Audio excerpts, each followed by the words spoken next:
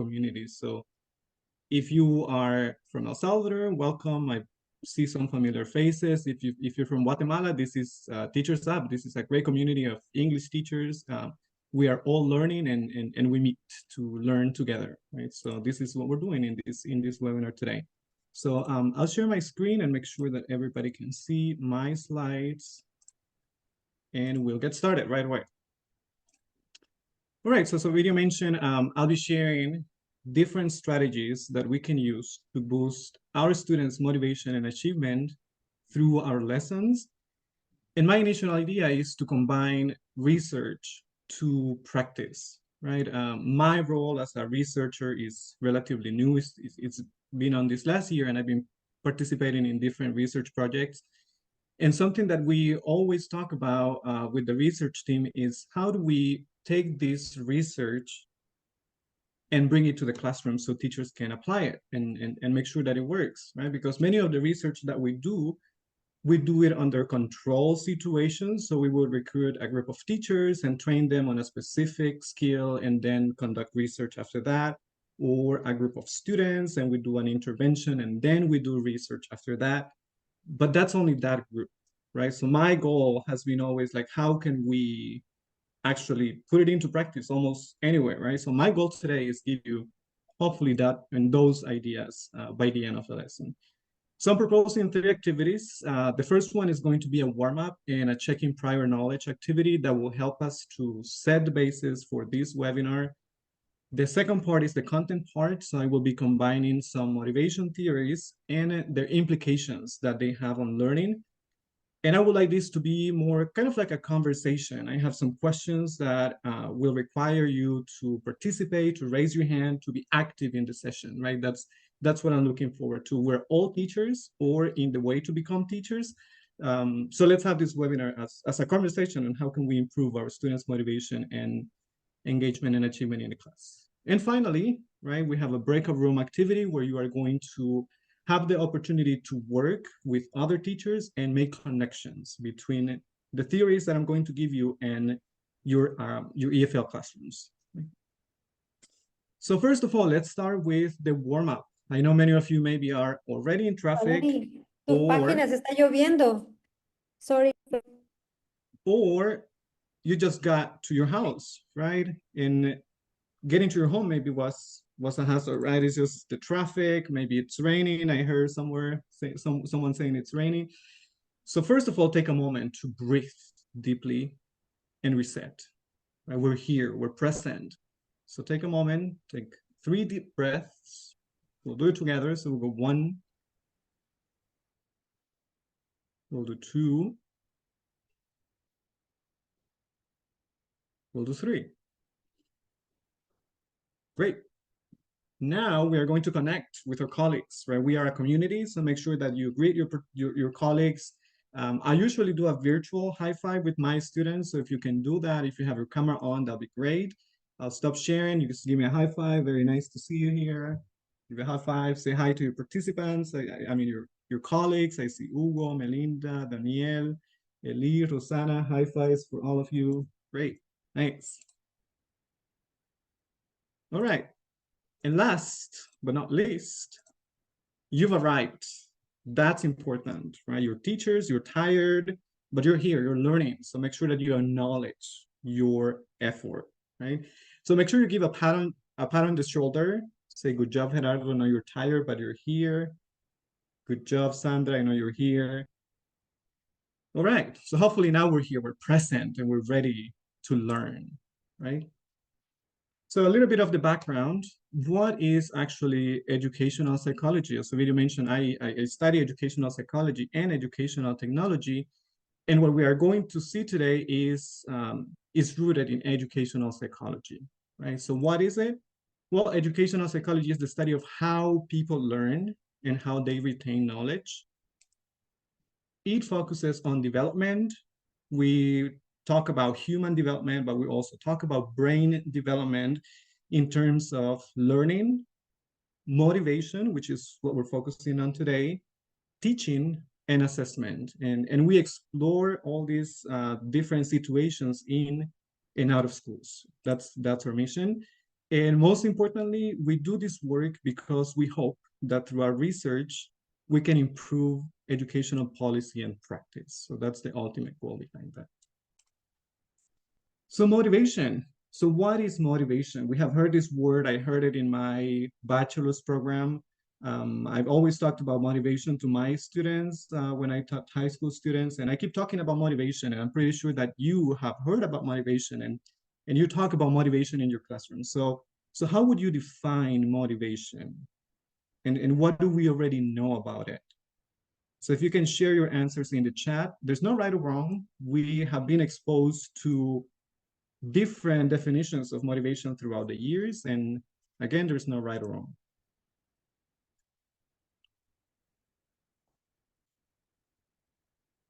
So again, if you can go to the chat and share, Leslie says it can be intrinsic and extrinsic. Yes, we're going to talk about that. The sense of feeling good. I like that too. Engaging students, inner drive to do something. It's a reaction, it's a feeling, right? It can be an internal or external force, I see here. So motivation means you are interested in something. Okay, great. Yeah, keep on sending those definitions in the chat.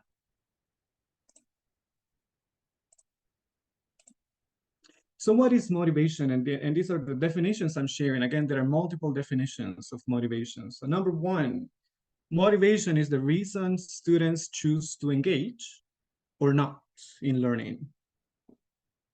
It involves direction, right? How are we guiding our students towards that goal?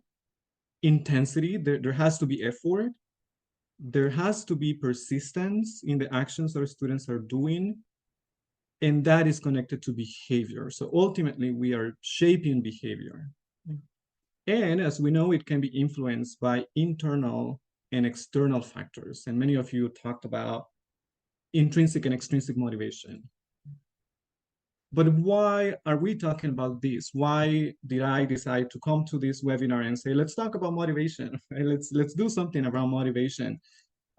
Number one, motivation drives engagement in the classroom, persistence, and learning, right? So I'm pretty sure that all of us want to make sure that our students are active in our classes, that are motivated to learn, and that they have a positive mindset to learn in a different language. Another reason why motivation is important, it influences how much effort students invest. So if students are motivated, they will be willing to put an extra effort and walk that extra mile that we need or that we want in our classes. Right? And most importantly, and why we're here is because we as teachers can shape that motivation through classroom design and interaction. How that happens, we'll get to talk about that in a minute, right? So many of you talk about intrinsic and intrinsic motivation. Now, question for everybody is it all about that? Is it all about intrinsic or extrinsic motivation? In part, right? It's important to talk about intrinsic and extrinsic motivation. And we'll get started with that first. So motivation, another definition is a person reason for acting, right? And that will define their type of motivation. So if they're intrinsically motivated, right, that means that the activity is satisfying. There's no reward or intensive, but students want to do it because they want to learn, right? We all want intrinsically motivated students in our classes. What's the other type we're talking about? Extrinsic motivation, right? So maybe there's no interest in the activity, but if we give them an incentive, they will respond.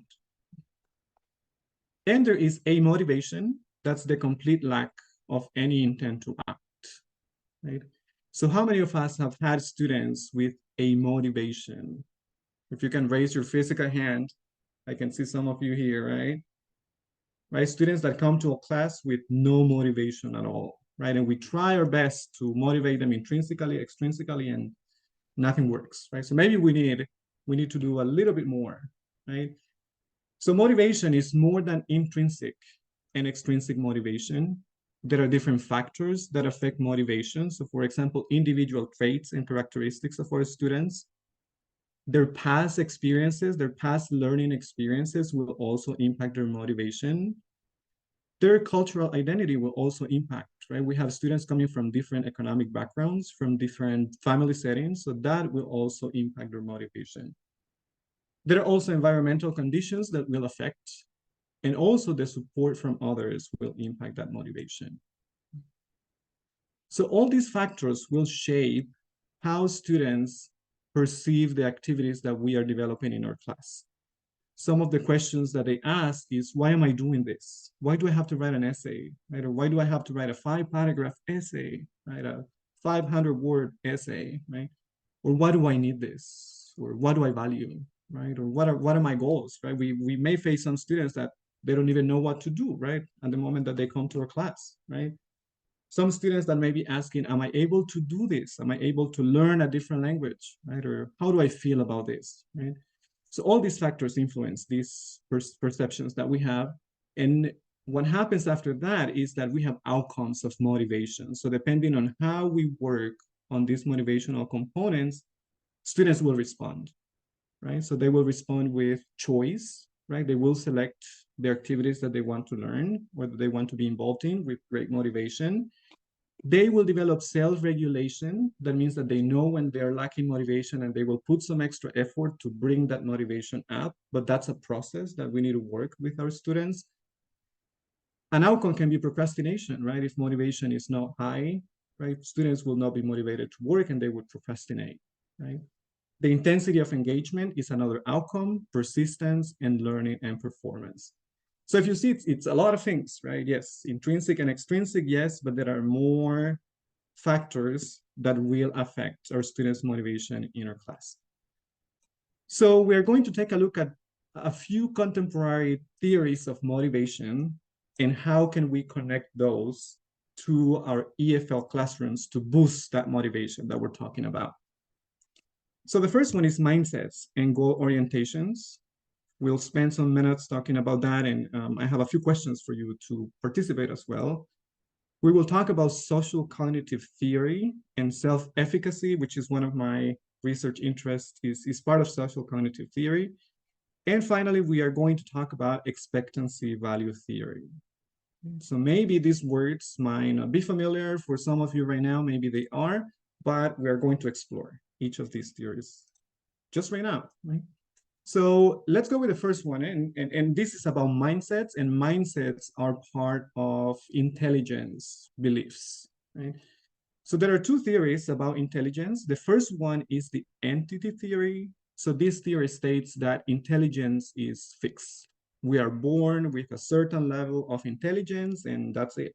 We cannot do anything, right? I was born intelligent or not, and I cannot learn if I'm not intelligent. I just don't have that, right? That will be entity theory.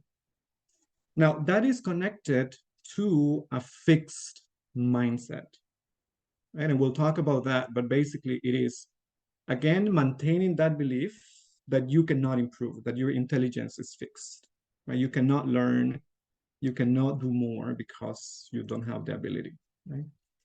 And that is connected to performance goals, and we'll talk about the importance of goals for motivation as well. But performance goals are the ones connected to grades, to numbers, right? So many of us, because of the place where we work, we have to focus on numbers sometimes, right? Standardized tests, other tests that students have to pass, right? What is the opposite of the entity theory? This is the incremental theory. And this theory states that intelligence is malleable. We can change our intelligence. We can improve time by time. And that is connected to a growth mindset. And that's the belief that we can always improve and we can learn new things. Right? And this is connected to mastery goals. And we will get to talk about this later, but basically it's when teachers set up everything in the classroom to make sure that students reach specific goals for their own learning, and that is connected to the students' personal goals as well.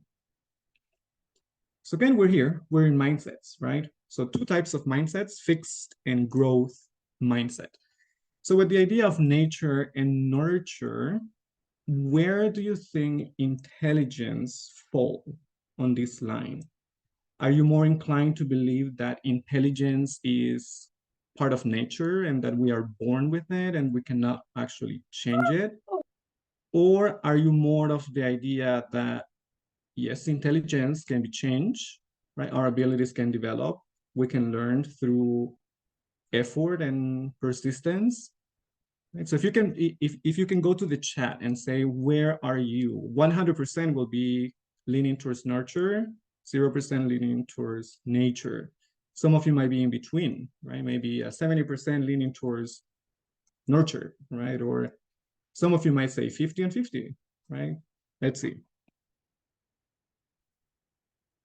Yeah, I see 70s, 80s, 50 and 50, both of them. Right, and there's no such a middle, right? It is true, intelligence is some of it, right? We're born with it, and some things are easier for us to learn than others.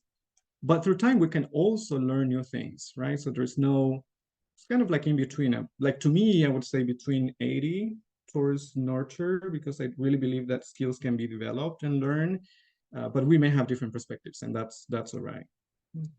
So why is that important? Again, because nurture theory is connected to a growth mindset, right? And that's what we want. So what is the difference between these two mindsets? Well, fixed mindsets, right? Students that have this mindset, they have the belief that abilities are stable and that they cannot change. They have low motivation. They don't like risks, right? So if you ask them to come to the class and read something or role play a conversation, they say no, right? Or they just don't say anything because they don't want to be exposed, right? They avoid testing. They procrastinate because they have low goals and motivation. And usually when things happen to them, like they perform bad in a test, they blame external conditions.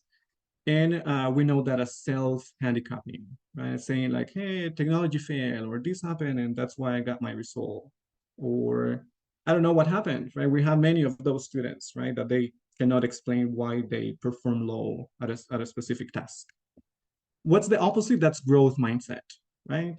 So students with a growth mindset have the belief that their abilities can change, they can improve, they have greater motivation and learning, they take risks, right? And they see failure as an opportunity to learn and improve. Okay? They focus on problem solving and applying good strategies. And of course, to do this, we as teachers have to work and prepare students to respond to this, right? But how's that possible, right? How can we work on our students' mindsets, and how can we make sure that just by talking to them about this, they will improve?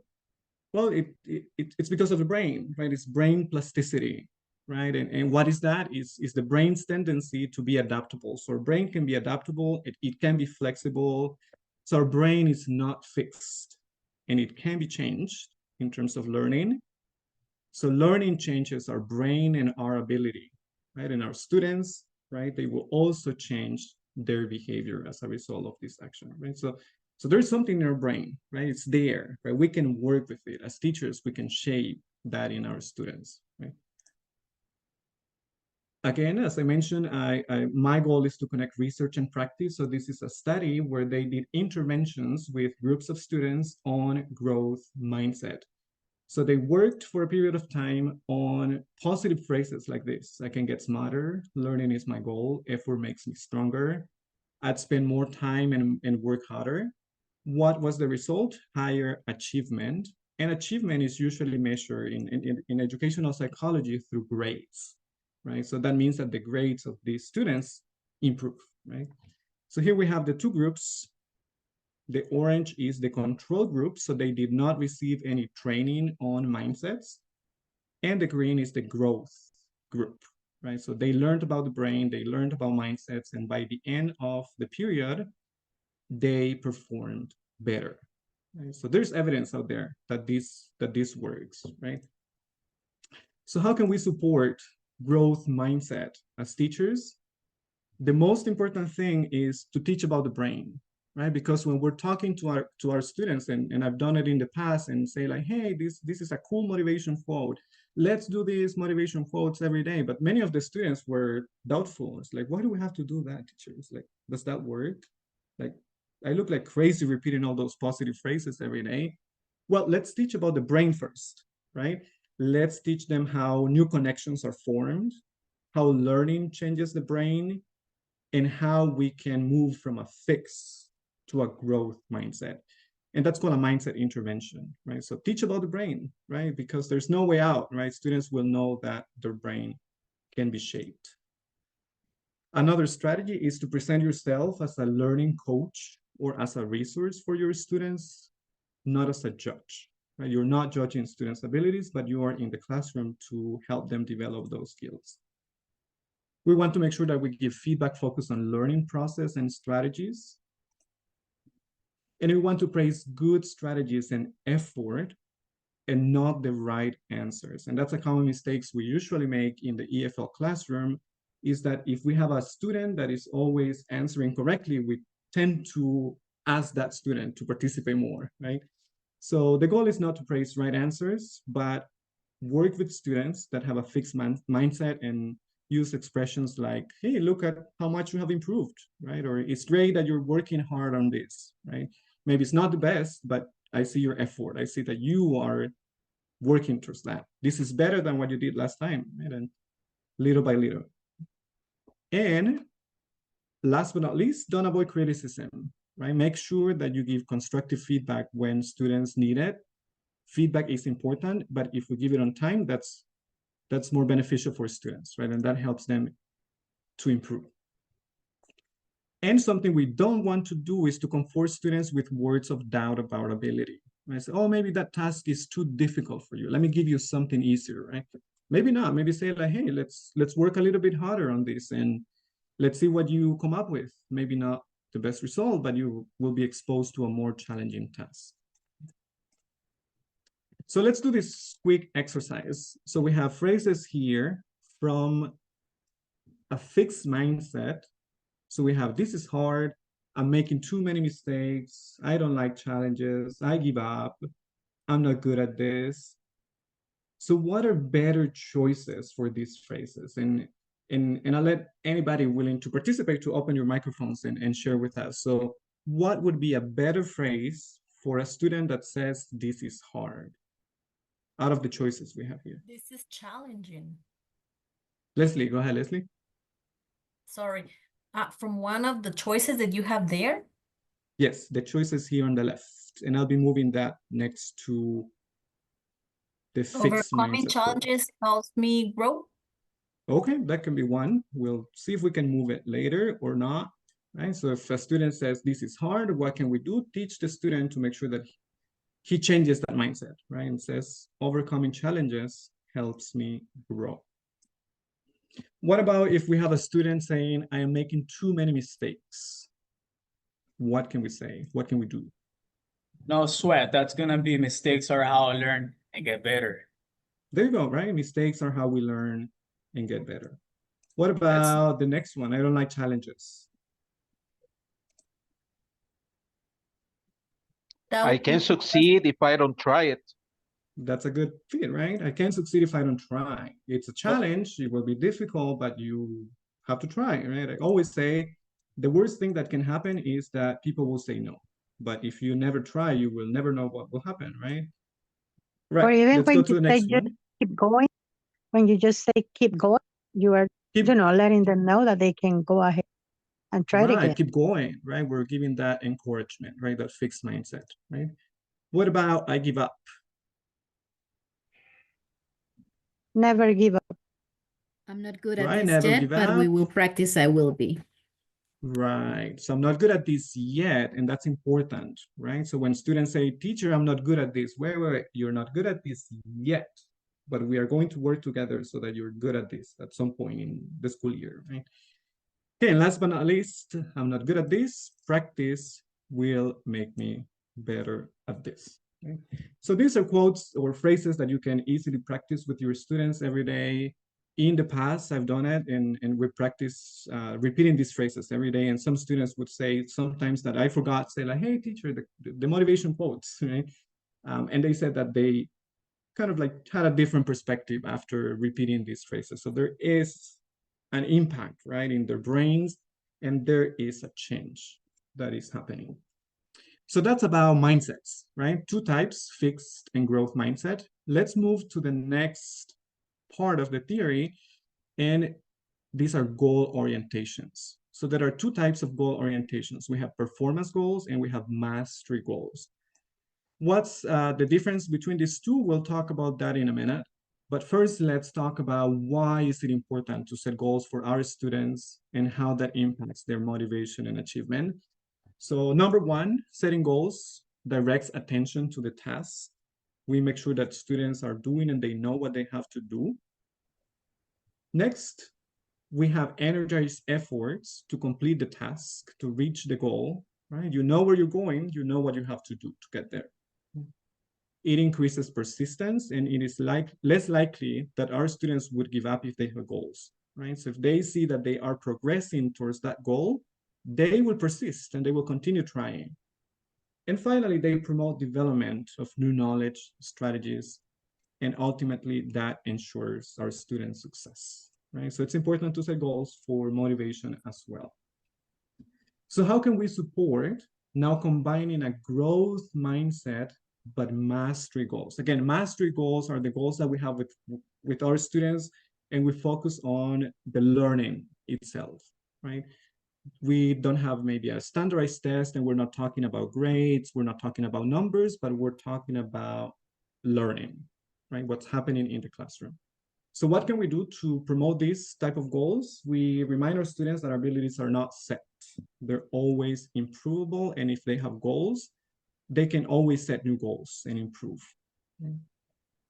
Learning requires hard work, and there has to be effort so that they can learn and improve. If they don't want to put some effort, then it will be hard for them and for us as well as teachers. We also can remind students that they can do challenging things and that effort leads to learning and improvement. Right? And I've been thinking about how can we share that to our students? Well, explicitly tell them, right, that effort is important, right? And talk about the brain and see how that connects to their motivation.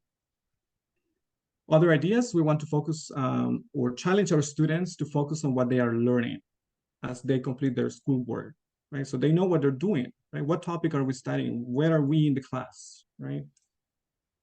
And we want to focus on how much our students have learned and improve over time, right? There's always little improvement, right? Sometimes we say, oh, my students have not learned that specific tense. Maybe not at the point where we want them to be, right? But there is some effort and there is some improvement. So it's important that we identify and recognize that. And finally, we can remind our students that they can do challenging things, right? And that results in that improvement, right? So let's talk about your own experience. So think about if you are a pre-service teacher, if you're still studying, think about what are some ways that your prior education experiences promoted a growth mindset and mastery goals. If you're a teacher, think about your prior teaching and how you promoted a growth mindset and mastery goals in your classrooms. And after that, we talk about fixed mindset. So think about your own experiences. Is there any teacher that promoted a fixed mindset and performance goals where everything was around grades and numbers and comparison? So we'll open the chat if you're very kind and share your answers in the chat, and we'll also open the mic. I'll stop sharing so we can have that conversation I talked about. So thinking about your experience as teachers or as learners, what are some examples where you were exposed to a growth mindset in mastery goal orientation? Any thoughts? And we'll open this for discussion. So you can raise your hand on Zoom, or you can raise your physical hand and we can see you here. It would be great if some people want to participate to use the emojis there so that we keep track of who wants to participate. And we have some comments in the chat, right? So if you can also share those in the chat, that'd be great. Analyzing cases, right? That helps, right? Seeing how others can succeed. I see, Hugo, I see your hand up. Yep, the best way, me as an trainee or educator, right? It is to put a mindset to critical thinking though. That'd be the best way to self-evaluate what you're learning. And at the end, you come up with different ideas, and you also share different perspectives from other students. And at the end, that will be the best practice that we can have in class, so we can all relate. Or maybe we're having a different discussion, but it still is going to be very, very useful for your mindset and for the future goals though. Right. That's a great idea. Right? Just making sure that we talk to our students about mindsets, we work with them, right? Critical thinking is important, right? Great. Any Gerardo, other example? Sylvia has a really good comment in the chat. Sylvia, let's see, telling them that class is a safe place to practice and learn together because of, yeah, we're learning, right? Yes. That's another theory, right? Self-determination theory, making sure that our students feel competent in the class, they feel part of a family, they have that sense of belonging, right? So that's also important for them. Great. Let's move on and try to reflect on this, right? If you did not participate, if you did not participate today, think about this and how you as a teacher are implementing or promoting any of these mindsets or goal orientations. Right, let's go to theory number 2, and that's social cognitive theory, and self-efficacy is part of social cognitive theory. So what is self-efficacy? Well, that is the sense of competence towards a particular task, right? So for example, if I ask right now, let's see, if I ask Juan Carlos, how efficacious do you feel now if I ask you to teach a class about critical thinking? Right now, I tell you, Juan Carlos, teach a class about critical thinking. Okay, well, that it's hard to give an opinion about this, right? You know, because that depends on the level that you are teaching. Because, for example, some people says that elementary school is easy, which is not, by the way, right? You know, it's not the same. For example, the same motivation that an elementary student has in elementary school that, for example, has it in high school or even in university. But I would say that you know, it is a kind of you know, measure the kind of effectiveness that you have, for example, in the kind of strategy that you're going to use, right? Okay. Right. That So from 1 to 100, it's hard. Well, for me, right, it's just Right. only an opinion. For me, it's really hard to give a proper opinion, an exact opinion about, you know, what is really, you know, effective, right? You know, in the kind of the strategy that you're going to use, right? That depends, right? But what we can do is like someone says, right, that is, for example, normal to make mistakes. That's the way that we can learn, right? Make them Right. feel comfortable, or someone says in the chat, right? You know, that is the way that we can learn. But otherwise, if we don't make mistakes, we're never gonna learn, right? You know? Right, and that's important, right? So if I ask you or anybody, right? So how ready do you feel to teach a class about computational thinking? It's like maybe you're like, Exactly. I'm not ready, right? I don't know about it, right? I don't feel competent. I don't feel ready. I might not be motivated to teach that because I don't know how to do that. So something about self-efficacy is that it is subject dependent. So you can have high self-efficacy for something, but not for something else. How does that translate to our students? Some of our students can have very high self-efficacy to a particular skill, for example, writing, but their self-efficacy for speaking can be very low, right? So the goal Or is to even have a reading. balance, right? Or in Or even reading, reading. right? That self-efficacy. Reading, because I remember that I had a student who likes to read, for example, about Harry Potter in English, and she's very good, right? But Right, why? but maybe Because not she was, write you or know, maybe not talk about it, right? So exactly. that's self-efficacy, right? So it's subject dependent. As teachers, you can have high self-efficacy towards teaching grammar, for example, but maybe your self-efficacy for teaching pronunciation is lower, maybe, or higher, right? So what we usually do here is that we train teachers on a specific subject area, and after that we see how they change or how their self-efficacy changes, right? And we can do that with our students as well, right? So self-efficacy is connected to our beliefs, right? Connected to our personal competence in a particular situation, right? So for example, when we tell our students, hey, we have a quiz today, it's like, how ready are they for the quiz? Do we ask them how ready they are? Not all the time, right? We just give them the quiz and we expect them that they will perform their best, right? But we don't take that time. So high self-efficacy is linked to greater effort, persistence, resilience in the face of challenging tasks, right? So students that will have high self-efficacy will have higher motivation and they will achieve higher as well. Now, with self-efficacy, there are 4 sources that we can use as teachers to boost this motivation. One of the sources is mastery experiences. And basically what it is to guide the students to reflect on a success they had in the past in the class. So if they're stuck right now and say, I cannot finish this essay, I don't know how to prepare for this presentation, have them reflect about a time where they did that in the past and they performed well. So just going or doing that mental process will remind them that they have done that in the past and they have succeeded and they can do it and replicate the strategies as well. So that's one.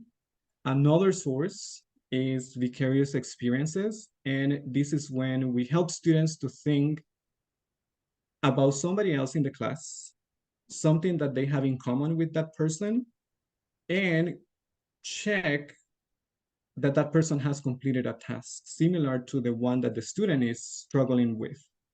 So saying, hey, that person comes from your same hometown. You have the similar situations and that student is performing well, is trying, right? Can we try? And you work with the student, right? To make sure that they can try.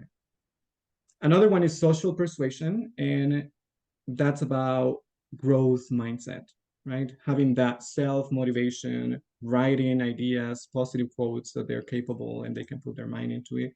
And emotional states, right? How they feel, basically, right? So how they feel will impact how ready they come and perform different tasks. So question for everybody. We've talked about growth mindset, we talked about goals, and now we're talking about self-efficacy. How many of you have encountered students that come to our class and they say, I can do it? We give them a task and say, no, teacher, I don't know, I can do it, right? So as a teacher, how can you effectively respond to this comment? And again, if you can share your answers in the chat, that'd be great. And we have talked about 4 sources of self-efficacy. Which sources can we tap into to support that student's self-efficacy? So I'll give you a minute for you to share in the chat. And if anybody's willing to open your microphone and raise your hand, that will also be great. So we have some comments in the chat telling them that making mistakes is part of learning. Right? For writing assignments, I will start the feedback with what they did great and then provide a detail of how they can fix their mistakes. That's a great approach. Giving examples of how, as an adult, I am still learning, right? And we talked about that, presenting ourselves as learners, right? And we're developing our skills as well. Roberto says, I told the teenager students, don't feel afraid of trying. That's important, right? So trying, right? We want to encourage our students to try, right? Very good. So keep on sending those ideas in the chat and we will read those as well. All right, so that's about self-efficacy, right? So it's the belief that we have on how competent we are for or towards a specific task. And again, it is task dependent, so it's not possible that we can have high self-efficacy for everything. There has to be some work on that specific subject area, and then your self-efficacy can improve. Already, next theory, and this is the last one before we get to the practice, and this is expectancy value theory. So motivation is seen as the product of 2 main forces, right? The first one is expectation of reaching the goal. So you come to a task and you ask yourself, if I try hard, can I succeed? So maybe you did some work on self-efficacy and your students feel ready to perform the task. But when they have the task, they say, okay, let me try. Can I succeed? What is my expectation? So if students have high self-efficacy, their expectations will be higher. And another force is the value of the goal. So if I succeed, what I'm getting out of this activity is it relevant to my goals? Is it going to be beneficial for my future? Right? So students will always come to a task with these two ideas, right? What to expect and the value of that. Now, talking about value, there are 4 types of values. The first one is attainment value, and this has to do when a task is tied to students' own identity and sense of self.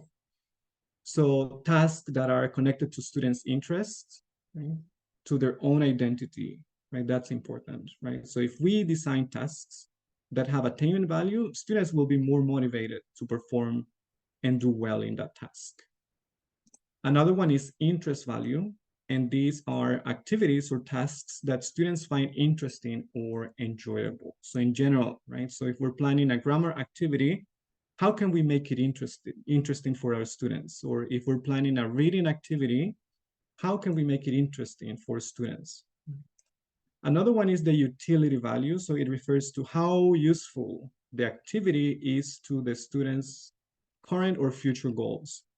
So if we tell them, hey, let's role play this conversation about gardening, right? And maybe we have a lot of students that want to be English teachers, right? So maybe that's not useful for them, right? So we want to make sure that the task connect to their goals.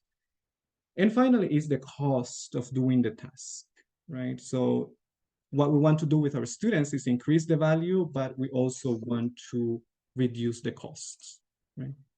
When we talk about cost, we can talk about effort cost, right? How much energy our students will put into that specific activity.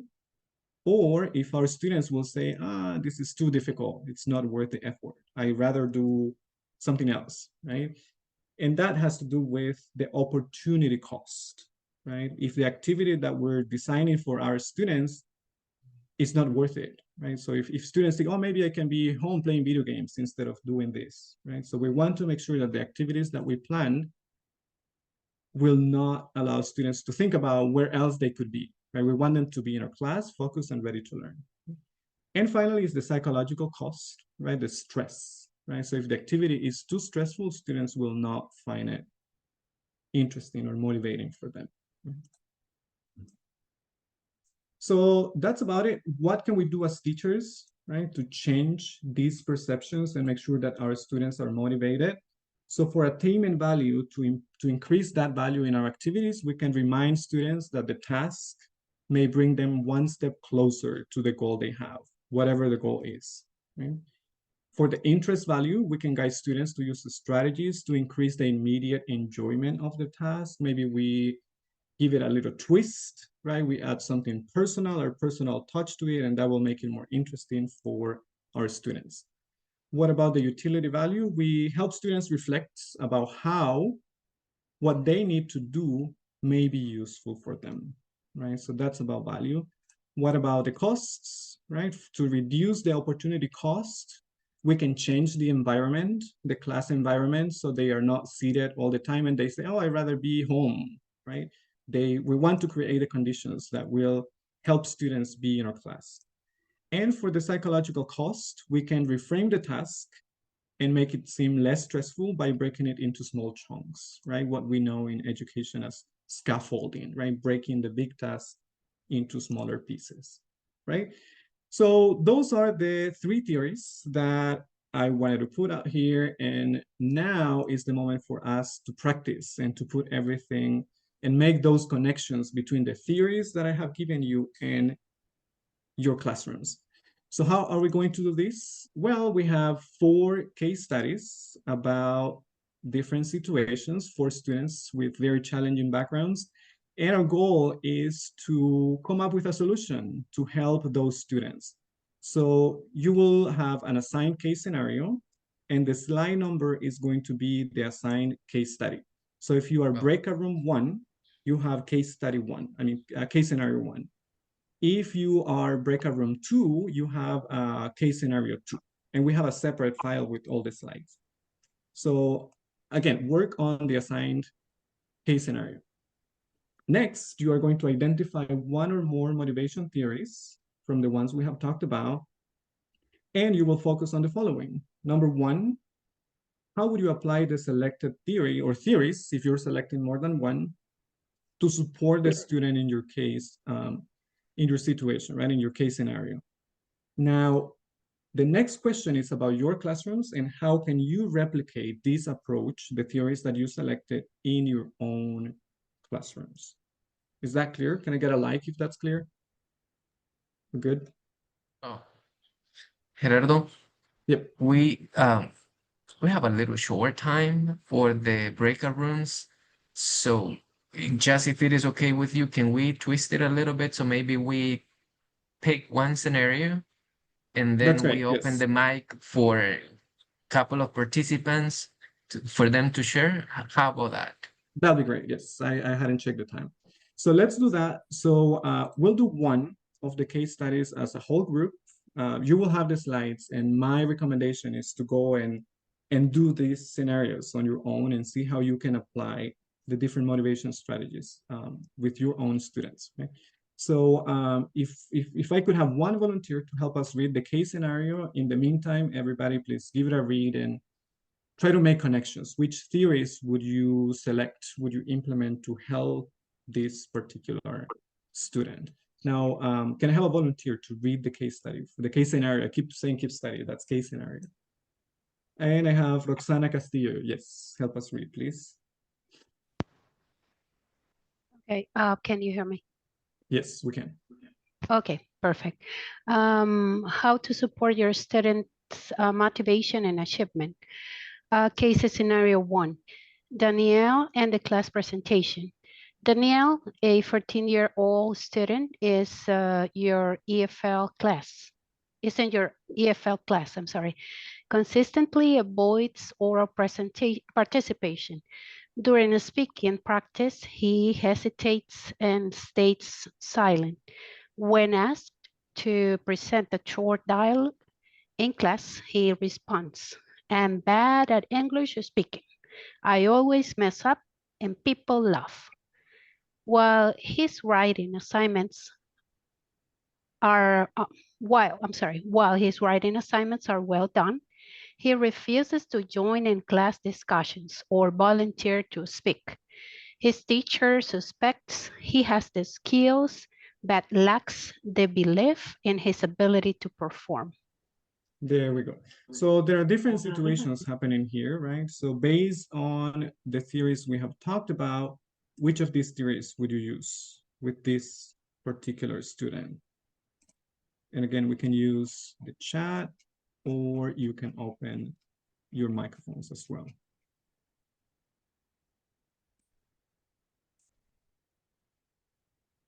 So first of all is to analyze, right? What are the problems that this student is having, right? Is it a matter of mindset? Is it a matter of self-efficacy? Is it a matter of the value of the activity or the cost of the activity?